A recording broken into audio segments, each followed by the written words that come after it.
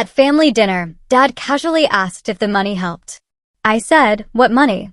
His fork stopped midair. I turned to Mom. She couldn't even pretend anymore. That's when I realized she had redirected everything behind my back.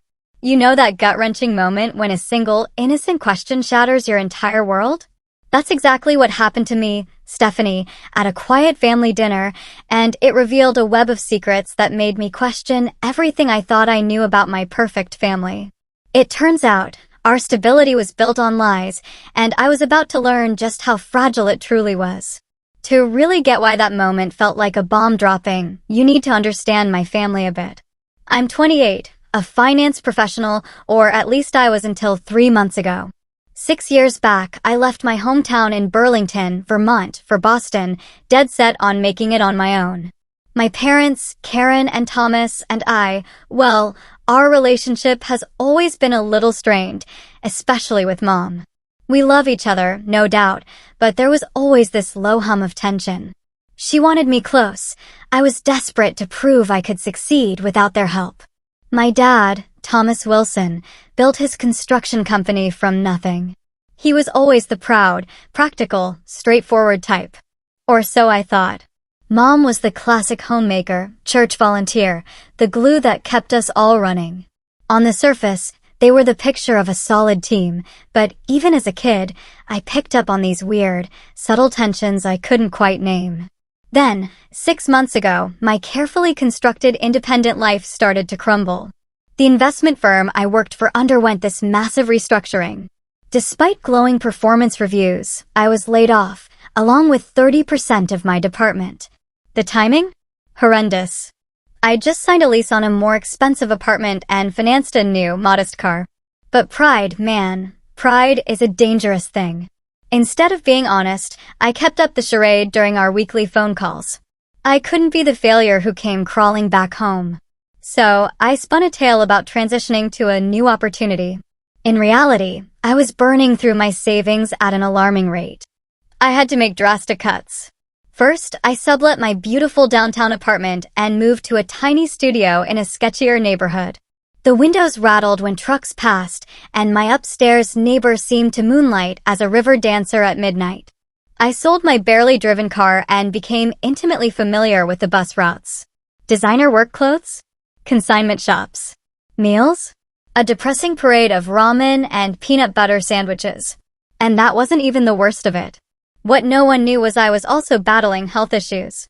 Nothing life-threatening, but the stress triggered debilitating migraines that sometimes glued me to my bed for days. Without insurance, the meds were ridiculously expensive, but going without them wasn't an option if I wanted to function for job interviews. My parents' house, where that fateful dinner happened, is a beautiful colonial with a wraparound porch. Walking in always felt like stepping into a time capsule. The same family photos lining the staircase. The same comforting scent of Mom's apple cinnamon candles. It was the kind of stability I both craved and instinctively pulled away from. My older brother, Jason, 2 years my senior, arrived with his wife, Megan, just before me. They live about 45 minutes away and have that perfect life. Good jobs, a cute house, and they're expecting their first child. Jason works for Dad's company, the path I was expected to follow but fiercely rejected. There's always been this unspoken competition between us, fueled by what I saw as my parents' blatant favoritism towards him. He stayed close, joined the family business, married his high school sweetheart. I was the rebel who broke the mold. Even during greetings in the foyer, something felt off. Jason couldn't quite meet my eyes, and Megan was being overly nice, asking about my apartment and job with a strange, unusual interest. At the time, I just blamed it on pregnancy hormones. But looking back, all the signs were there. The Wilson family, you see, excels at keeping secrets. It's our toxic superpower, disguised as protecting each other. We don't discuss problems until they're full-blown catastrophes. We dodge difficult conversations with practiced ease. We pretend everything is fine when it's clearly not. It's a dance we'd all perfected, stepping around landmines of truth with choreographed precision. Little did I know, that night, all our carefully constructed facades were finally going to crash down. I arrived at my parents' house at exactly 6:30 p.m., mandatory for our monthly family dinners. These gatherings became a tradition after I moved to Boston, Mom's way of ensuring we still connected. The October air was crisp, the Vermont maples just beginning their spectacular color show. "Stephanie, you're right on time," Mom called from the porch, wiping her hands on her apron. She hugged me tightly, holding on a beat too long. When she pulled back, her eyes scanned my face with unusual intensity. "Have you lost weight?" she asked, her forehead creasing with concern. I forced a laugh. "Just been busy with work. You know how it is with quarterly reviews." The lie slipped out easily. In reality, cheaper groceries and stress had indeed made my clothes looser. Dad emerged from his study, greeting me with his standard pat on the shoulder. "There's my city girl. How's that concrete jungle treating you?" "Can't complain," I replied with a practiced smile. "The firm's keeping me busy." As we moved to the living room where Jason and Megan were already settled with drinks, I noticed Mom disappearing into the kitchen with unusual frequency. Each time she returned, her smile seemed more strained. She kept rearranging the appetizer platter, even though no one was touching it. "So, Steph, how's that fancy office of yours?" Jason asked, swirling his whiskey. "Still have that view of the harbor?" I nodded, taking a large sip of wine. "It's great. Nothing changes." The truth was, I hadn't seen that office in months, and the company had actually moved locations before the layoffs. Mom suddenly dropped a coaster, flinching at the small noise it made hitting the hardwood floor. "Sorry, just clumsy tonight," she muttered, but her hands were shaking. Dad seemed oblivious, launching into a story about a difficult client. But I caught Mom giving him strange glances throughout. Whenever financial topics came up, a new restaurant Jason and Megan tried, the rising cost of baby supplies, Mom would quickly change the subject. When we finally moved to the dining room, the tension was thick. The table was set with Mom's best china and the good silverware, the ones reserved for Thanksgiving and Christmas, not our usual monthly dinners. "What's the occasion?" I asked, gesturing to the fancy settings. "No occasion," Mom replied too quickly. "Just felt like using them. They shouldn't sit in the cabinet collecting dust." As we settled, Megan gave Jason meaningful looks, a silent conversation passing between them. Dad cleared his throat repeatedly, a nervous habit he's had since I was a child. "So, Stephanie," Dad began, passing the salad. "Jason tells me Boston real estate is getting even more expensive. Your neighborhood's still treating you well." I nodded, my mouth full of salad to avoid elaborating. In truth, my new neighborhood had already experienced 2 break-ins on my block alone. "You know, if you ever wanted to come back home for a while, your room is always available," Mom interjected, not meeting my eyes. "I'm fine, Mom." "Really?" I insisted, annoyed at the familiar suggestion. "My career is in Boston." "Of course it is," she said quickly. "I'm just saying. Options are good." When the conversation shifted to my cousin Eliza's upcoming destination wedding in Hawaii, my stomach tightened. It was completely beyond my current budget, not just the flights and hotel, but the expected gift from the registry where the cheapest item was a $200 serving platter. I might not make it to the wedding, I admitted reluctantly. "Work is really hectic right now." "But your family," Mom protested. "Eliza would be heartbroken." "I know. But some projects can't be rescheduled," I lied again. "We could help with the flight," Dad offered casually. "Consider it an early Christmas gift." "No thanks," I said firmly. "I can handle my own expenses." Mom and Dad exchanged a look I couldn't interpret.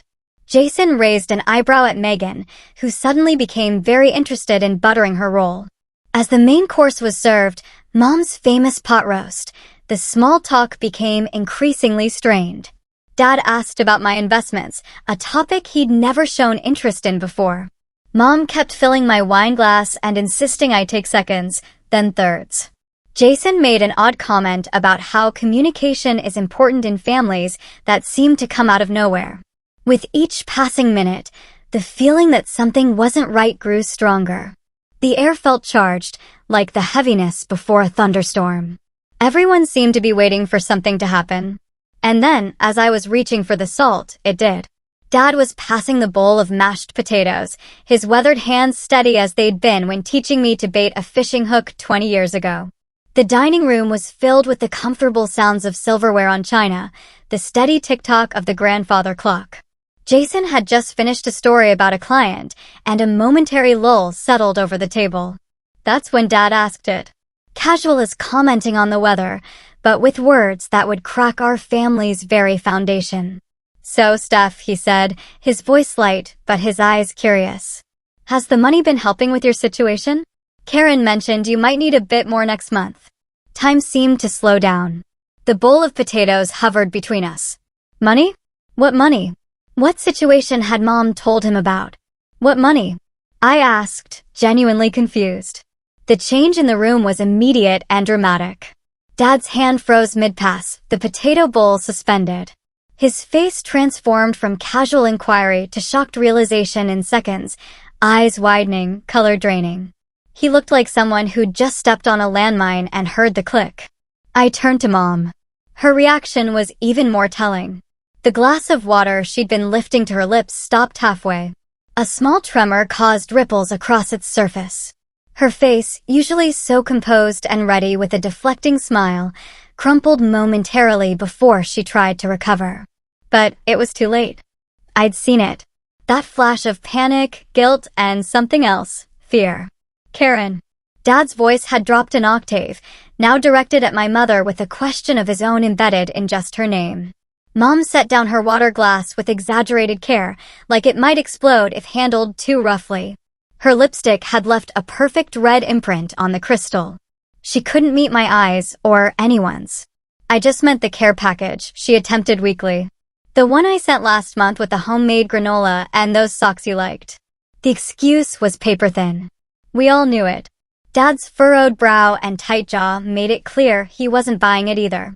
Jason and Megan exchanged loaded glances across the table. My brother's hand moved to cover his wife's, a gesture of solidarity that only confirmed my growing suspicion. Everyone at this table knew something I didn't. "Mom," I said, my voice sounding strange and distant to my own ears. "What money is Dad talking about?" The silence that followed was deafening. I could hear the refrigerator humming, the grandfather clock's tick-tock suddenly intrusive. Outside, a car drove past, its headlights briefly illuminating our frozen tableau. "It's nothing, really," Mom finally said, her voice unnaturally high. She reached for the green beans, knocking over the salt shaker in her haste. "Oh, clumsy me. Let's just enjoy dinner, shall we? I made your favorite chocolate cake for dessert." Dad set the potato bowl down with deliberate slowness. "Karen," he said again, this time with unmistakable warning in his tone. "What have you been doing?" Mom's facade finally cracked completely. Her hand flew to her throat, fingers fluttering nervously at her collar. "Thomas, please, not now," she whispered. "Yes, now." I insisted, my confusion rapidly transforming into cold anger. "What money are you talking about? Has someone been sending me money?" The tension became unbearable. My heart pounded so loudly, I was sure everyone could hear it. Dad's face had shifted from shock to something resembling profound disappointment. Jason was suddenly very interested in his pot roast, cutting it into smaller and smaller pieces. "I think," Megan said softly, breaking the silence, "that you all need to talk about this." Mom's chair scraped harshly against the hardwood floor as she abruptly stood. "I need to check on the cake," she mumbled, nearly tripping in her haste to escape to the kitchen. "Mom," I called after her, but she was gone. Dad put his head in his hands briefly before looking up at me with eyes that suddenly seemed older, wearier. "Stephanie," he said quietly, "I think your mother has been keeping secrets from both of us." The perfect family dinner had transformed into something unrecognizable in seconds. With a single question, the carefully maintained illusion of normalcy shattered, revealing whatever truth lay beneath. A truth that apparently everyone but Dad and I had been privy to. I pushed back from the table, my appetite completely gone. "I'm going to talk to Mom," I announced, my voice steadier than I felt. As I walked towards the kitchen, I heard Jason murmur to Dad, "I told her this would happen eventually." Whatever this was, I was about to find out. I pushed through the swinging door to the kitchen to find Mom rearranging dessert plates that were already perfectly aligned. Her hands trembled so badly that the china rattled. She didn't look up when I entered, though she must have heard me. "Mom," I said firmly, standing in the center of the kitchen. "Look at me." She continued fussing with the plates. "The cake needs another few minutes to set." I should have made it earlier, but I got distracted with the mom. My voice was sharper than I intended, but it worked. She finally stopped and turned towards me, though her eyes focused somewhere over my shoulder rather than meeting mine. "What money was Dad talking about?" "It's nothing, sweetheart. Just a misunderstanding." Her fingers pleated and unpleated the edge of her apron. "Don't do that," I said, feeling my frustration mount. "Don't pretend this is nothing when clearly it's something big enough to make everyone at that table act like we're at a funeral instead of a family dinner." The kitchen door swung open again as Dad entered. His expression was grave, his usual confident posture diminished. "Karen," he said quietly. "Tell her." Mom's face crumpled. For a moment, I thought she might bolt, but instead, she pulled out a kitchen chair and sank into it. "I was just trying to help," she whispered. Dad moved to stand beside me, his presence solid yet somehow uncertain. "How much have you been sending her, Karen?" $2,000 a month, Mom admitted so quietly I almost didn't hear her. "Since May." The floor seemed to shift beneath my feet. $2,000. Every month? I grabbed the counter for support. That's $10,000. Where would you even get that kind of money?" $12,000, actually, Mom corrected, still not looking at me. "I sent a little extra in July for your birthday." Dad's sharp intake of breath told me this was news to him as well. "From where, Karen?" "We don't have that kind of disposable income." Mom's eyes finally met mine, filled with tears and something like desperate love. "I sold my mother's jewelry. The antique collection we were saving for Stephanie's wedding someday. And some of the silver that was just sitting in the cabinet." "Grandma's jewelry?" I whispered, stunned. Those pieces were family heirlooms, passed down for generations. Mom had always spoken of them with reverence, promising they'd be mine for my special day. "You sold family heirlooms without discussing it with me?" Dad's voice had taken on a dangerous quietness. "I didn't think you'd understand," Mom replied, a hint of defiance entering her tone. "Our daughter needed help." "I didn't ask for help," I exclaimed, my shock giving way to raw confusion and anger. "I never even knew about this money." "How are you sending it?" "Direct deposits to your checking account," Mom said. I set it up through the bank, the first of every month. I pulled out my phone with shaking hands, opening my banking app. Sure enough, there they were. Monthly deposits labeled only as a credit. I had assumed they were delayed bonuses or expense reimbursements from my former employer, never bothering to investigate further because I'd been so desperate for the money. "Why didn't you tell me?"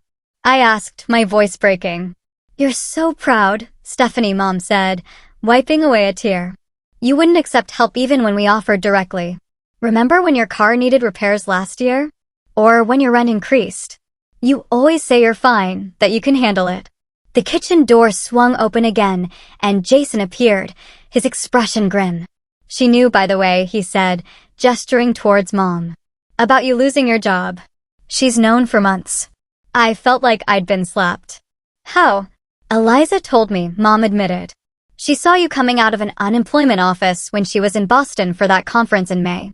She was worried about you." "So, you've all been lying to me?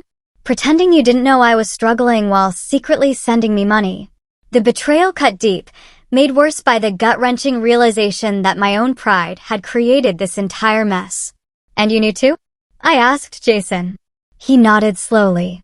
"Mom asked me not to say anything. She said it would just embarrass you." "And you were okay with her selling family heirlooms?" With lying to Dad, Jason had the grace to look uncomfortable. "I told her it wasn't right. That's why I've been helping her with some of the money for the past 2 months." Dad's head snapped up. "You've been giving your mother money to send to Stephanie?" "Someone had to," Jason retorted, after Mom ran out of things to sell.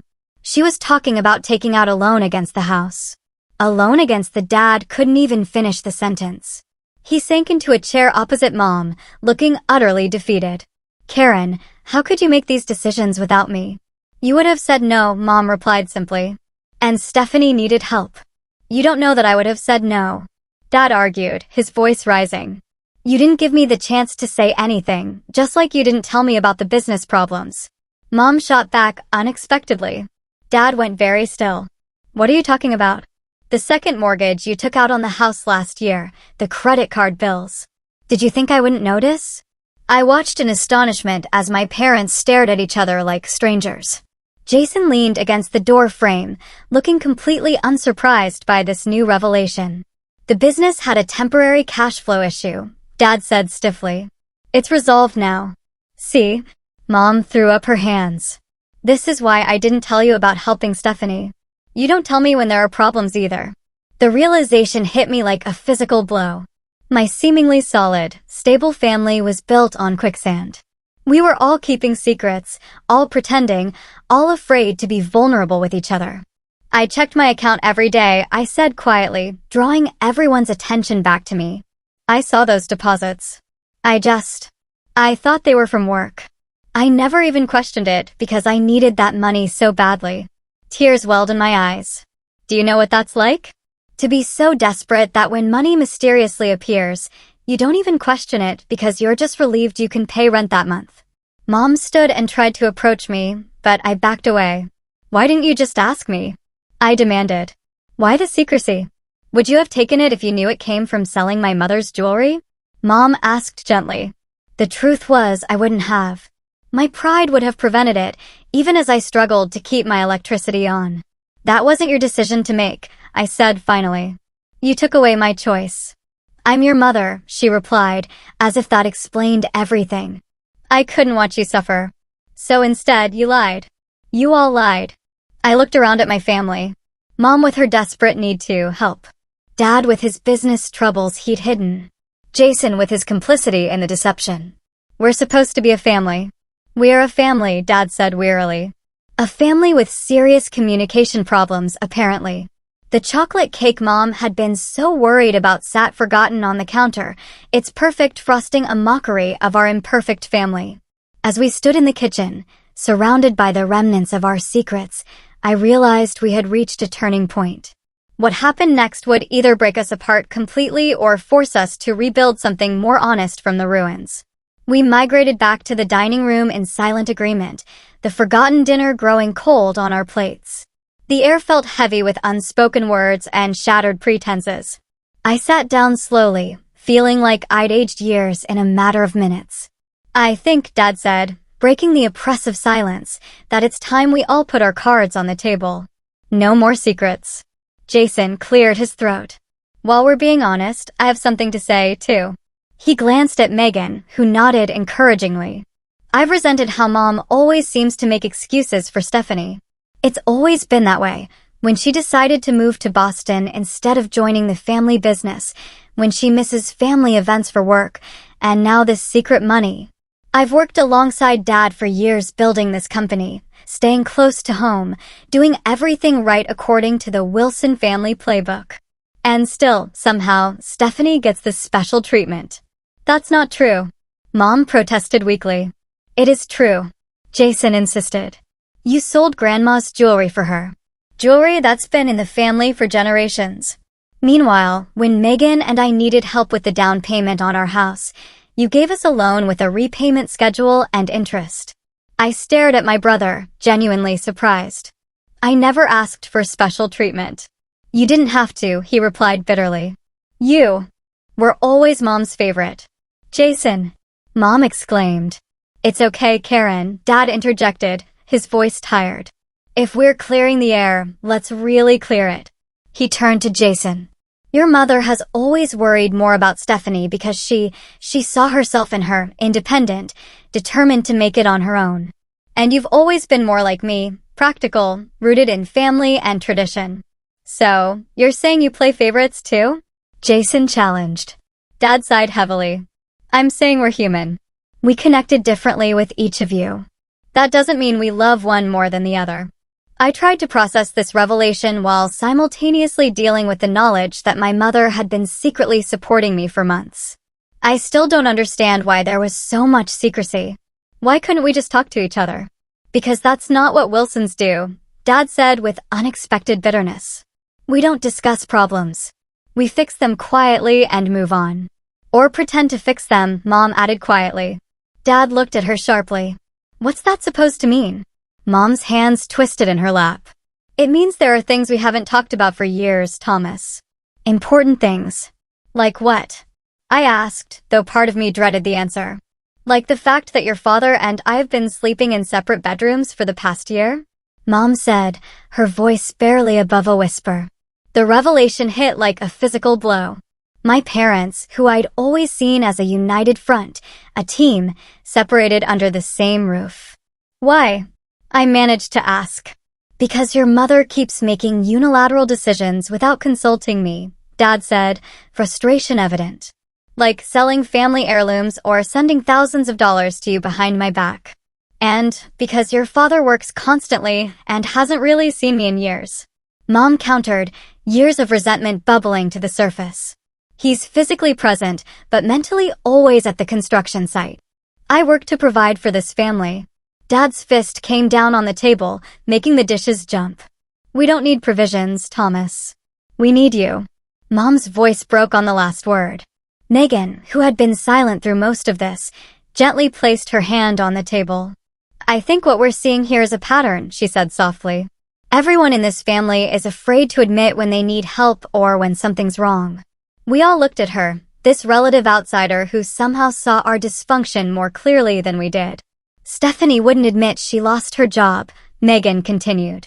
Karen couldn't directly offer help, so she sent money secretly. Thomas hid business troubles. Jason resented Stephanie, but never said anything directly. You're also afraid of appearing vulnerable that you've created this web of secrets instead. Her words hung in the air, uncomfortable, but undeniably true. I didn't tell anyone about losing my job because I was ashamed, I admitted, my voice small. I thought I was supposed to be the successful one, proving that leaving home was the right choice. And I didn't tell you I knew because I was afraid you'd push me away completely if I offered help directly, Mom said. You've always been so independent. Even as a little girl, you never wanted help tying your shoes or zipping your coat. I didn't tell anyone about the business difficulties because I'm supposed to be the provider. The rock, Dad added quietly. The business is what gives this family security. And I never said anything about feeling second best because complaining seemed ungrateful when we have so much, Jason concluded. We sat in silence, the weight of these admissions settling over us. Generations of poor communication patterns were suddenly laid bare. The toxic legacy of well-intentioned silence. My parents were the same way, Mom finally said. My father lost his job when I was 12, but they pretended everything was fine for months. We kept going to restaurants and buying new clothes while they secretly sold their possessions and drained their savings. When we finally lost the house, it came as a complete shock. I promised myself I'd never let my children experience that kind of sudden devastation. So instead, you created a different kind of deception, I observed, not unkindly. I thought I was protecting you, she whispered. My father was the same, Dad added unexpectedly. Never talked about problems, just handled them. When he got sick, he hid it from everyone until he literally collapsed at work. By then, the cancer had spread too far to treat effectively. The pieces were falling into place. Our family's dysfunction hadn't started with us. It was inherited, passed down like an heirloom, more enduring than grandma's jewelry. So, what do we do now? Jason asked, the anger in his voice replaced by something more vulnerable. How do we break the cycle? We start by telling the truth, I said, surprising myself with the steadiness in my voice. The whole truth, no matter how uncomfortable. I took a deep breath. I've been having debilitating migraines for months from the stress. Sometimes I can't get out of bed for days. The medication costs a fortune without insurance, but without it, I can't function enough to job hunt effectively. My business partner wants to buy me out, Dad confessed. The company isn't doing well. Hasn't been for years. I've been working 70-hour weeks trying to keep it afloat. I've been thinking about going back to teaching, Mom said. I love you all, but I need something that's just mine. I feel invisible sometimes. Megan and I have been in couples therapy for 6 months, Jason admitted. The baby wasn't planned, and we've been struggling to adjust to the idea. One by one, we unloaded our burdens, our fears, our secret struggles.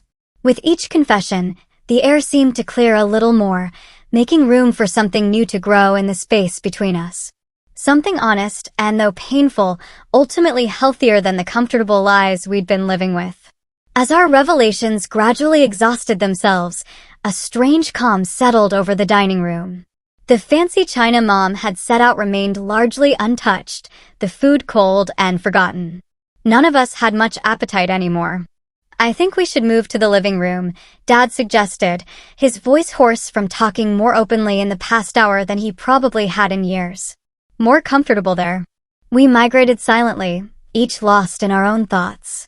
The familiar living room, with its worn leather sofa and the recliner where Dad had read bedtime stories when we were small, felt like neutral territory after the battlefield of the dining table.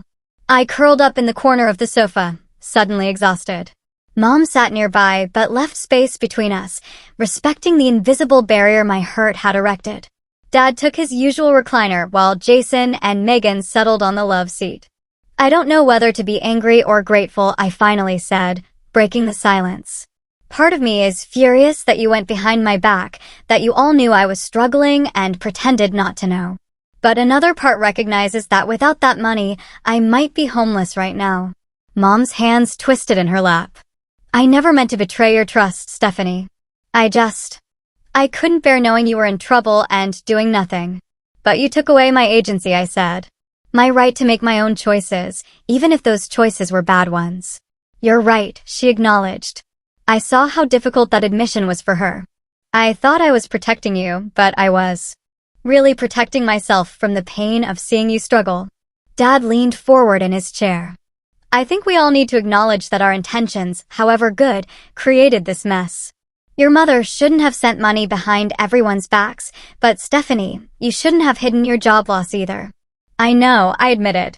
"Pride is expensive." "What happens now?" Jason asked the question we were all thinking. "Do we just go back to pretending after this?" "No," Dad said firmly. "We can't unring this bell. And, honestly, I don't want to." "Neither do I," Mom agreed. "As painful as this is, it feels like finally lancing a wound that's been festering for years." I considered the metaphor and found it apartment. The exposure hurt terribly, but perhaps it was the only way to begin healing. "I think we need some ground rules going forward," I suggested. "New family agreements." "Like what?" Jason asked. "Like honesty," I said. "Real honesty. Even when it's uncomfortable. If I'm struggling, I'll tell you. But in return, I need you all to respect my independence, offer help directly, and accept my answer, even if it's no. And I need to know that help doesn't come with strings attached." "That seems fair," Dad nodded. "The money was never about controlling you," Mom protested. "Maybe not consciously," I acknowledged. "But there's a power dynamic in secret giving. You knew something I didn't. You were influencing my life without my knowledge or consent." Mom was quiet for a moment, then nodded slowly. "I can see that now." "I have a suggestion," Megan offered. "Jason and I have found our therapy really helpful. Maybe family counseling would give you all a safe space to continue these conversations with some guidance." Dad's immediate frown told me what he thought of that idea, but to my surprise, he didn't dismiss it outright. "Maybe," he said reluctantly. "I'm not big on talking to strangers about family business, but clearly we haven't been handling things well on our own." "I'd be willing to try it," Mom said, sounding relieved. "Me too," I agreed. "But in the meantime, I want to talk about the money." Everyone tensed again. "I'll pay it back," I said firmly. "Every penny, once I'm working again." "Absolutely not," Mom insisted. "It was a gift. A gift I didn't know I was receiving," I pointed out. "Besides, that money came from family heirlooms that should have stayed in the family. The jewelry was meant for you eventually anyway," Mom said. "Not like this," I insisted. "Not sold off piece by piece in secret." "What if we compromise?" Dad suggested. "Stephanie, when you're back on your feet, you don't repay the money directly. Instead, you start a savings account for your own future children or to replace the heirlooms someday." The suggestion resonated. It wasn't about the money itself, but what it represented, Family legacy, support, continuity. I could do that, I agreed quietly. And in the meantime, Jason said, surprisingly, if you need help while job hunting, I might be able to offer you some contract work for the company, just until you find something permanent. No special treatment, regular pay for regular work. I looked at my brother, seeing a genuine olive branch in his offer. I'd appreciate that. And I'll be direct about what we can and can't afford to help with, Mom promised. No more secret support, Dad added. If you're really in trouble, we want to know. Not so we can fix it for you, but so we can support you while you fix it yourself. The conversation continued as evening turned to night. We talked about boundaries and expectations, about communication styles and triggers. We made plans for weekly family calls where everyone would share one challenge they were facing, no matter how small. Dad reluctantly agreed to try 3 sessions of family therapy before deciding whether to continue. As exhaustion began to overtake us, Megan, now visibly tired from the emotional marathon, asked the question that had been hovering unspoken. So, what about tomorrow and the next day? How do we make sure we don't slip back into old patterns? One day at a time, Mom said simply. New habits don't form overnight. And we hold each other accountable, I added gently but firmly. As Jason and Megan prepared to leave, my brother pulled me aside. I'm sorry, he said quietly, for resenting you all these years. I should have just talked to you. And I'm sorry for not seeing how my choices affected you, I replied. We've both been stuck in our own narratives. We hugged awkwardly, rusty at showing physical affection to each other, but it was a start.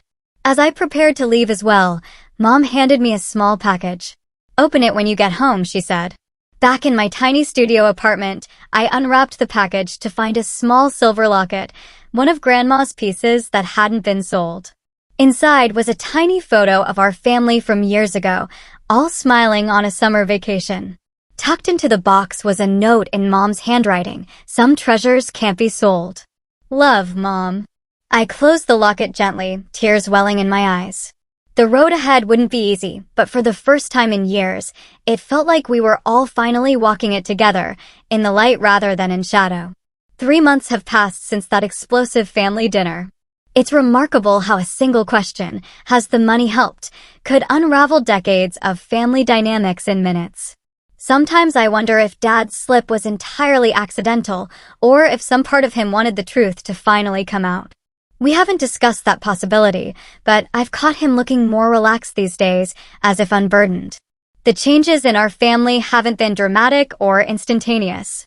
They've come in small moments, in hesitant conversations, in the conscious choice to speak truth even when silence would be easier.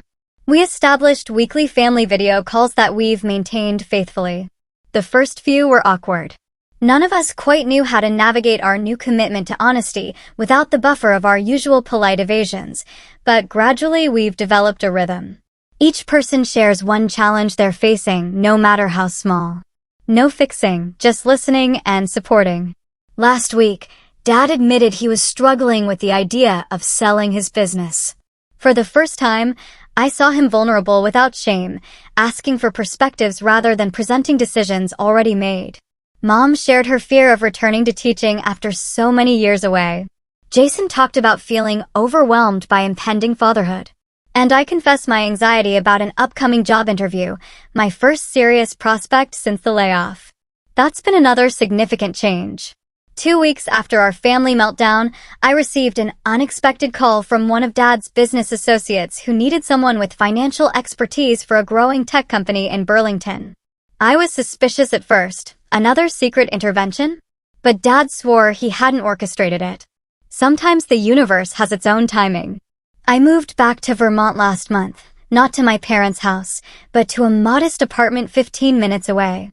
The job pays less than my Boston position, but the cost of living is dramatically lower, and I'm no longer spending money to maintain appearances I can't afford. My migraines have decreased significantly with the reduction in stress. Mom and I have been rebuilding our relationship slowly.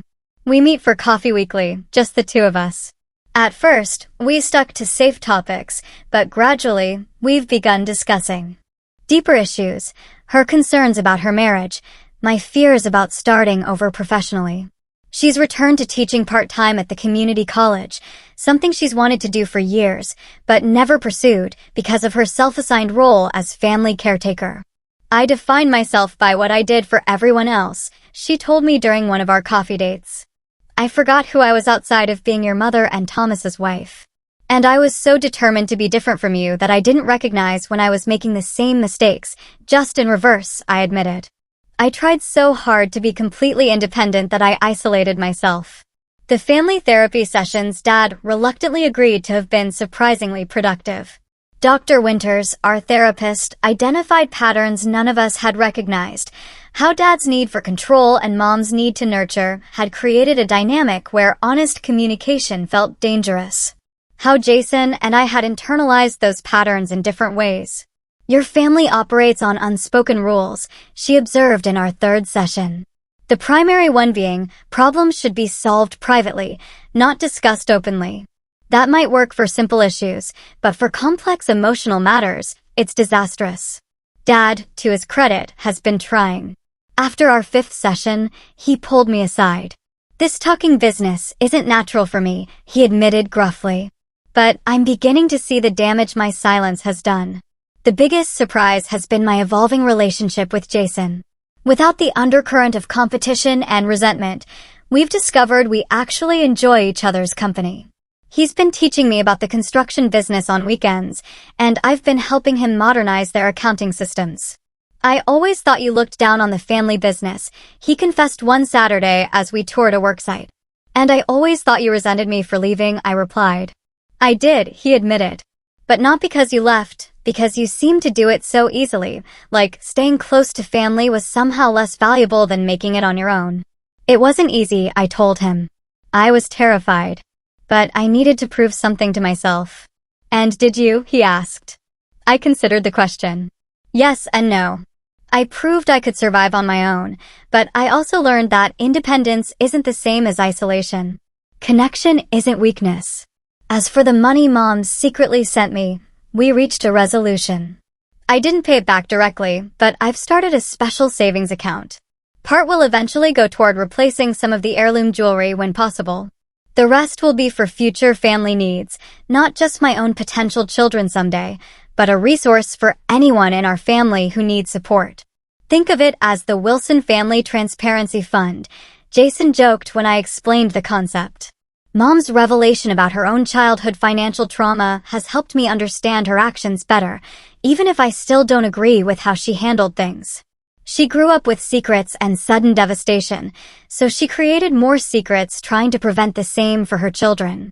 It's a painful reminder that unhealed wounds often become the wounds we inflict on others, even with the best intentions. Dad and Mom are working on their marriage. They've started seeing a couples therapist in addition to our family sessions. Dad moved back into their bedroom last month, a quiet milestone no one directly mentioned, but everyone noticed.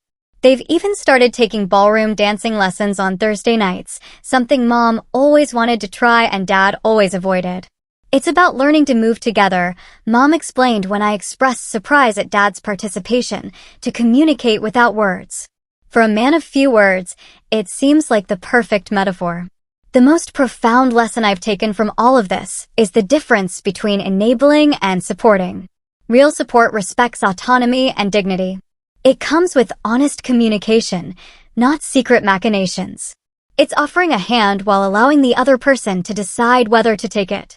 Mom's secret financial help came from love, but it was enabling rather than truly supportive because it reinforced patterns of dishonesty and pride. True support would have been creating a family environment where I felt safe admitting my struggles without fear of judgment or loss of independence. That's what we're building now. Slowly, imperfectly, but with intention. Last Sunday, at our most recent family dinner, now a genuine monthly tradition rather than an obligation, we used Mom's fancy china again, but this time it wasn't to maintain appearances or pretended perfection. It was a conscious choice to celebrate how far we've come, to honor both our history and our new beginning. As we passed dishes around the table, Dad paused, his fork hovering over his plate. I'm proud of us, he said simply. From a man who once communicated primarily in grunts and nods, it was practically a sonnet. The road to genuine family healing is longer than 3 months. Of course, we still stumble. Old patterns emerge under stress.